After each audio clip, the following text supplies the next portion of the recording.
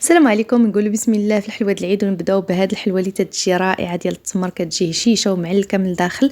في بول درت الزبده مع رشيشه ديال الملحه ونص كاس ديال السكر كلاصي معكتهم هكا مع بعضياتهم مزيان، وغادي نزيد نص كاس ديال الزيت وغادي نعاود نمعكم بهذا الشكل ونضيف الدقيق. درت كل زلافه فيها 250 غرام ديال الدقيق، جوج زلايف اللي خدات معايا.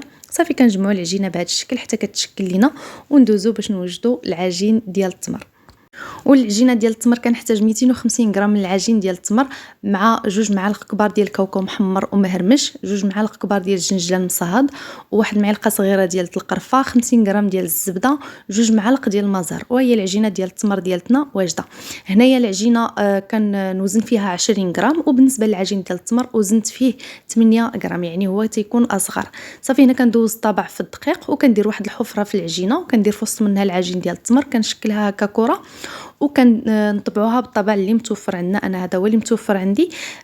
صافي كنشكلوها بهذا الشكل وكنديروها في اللاطه اللي غادي تدخل الفران. كما قلت لكم الطبع ضروري ندوزوه في الدقيق باش ما كتلصقش لينا العجينه في الطابع. بالنسبه للفران تيخصو يكون مسخن من قبل مزيان، وكنخليو النار غير من التحت تكون مهيله ونخليوهم يطيبوا على خاطرهم حتى كياخذوا هذا اللون الذهبي بهذا الشكل.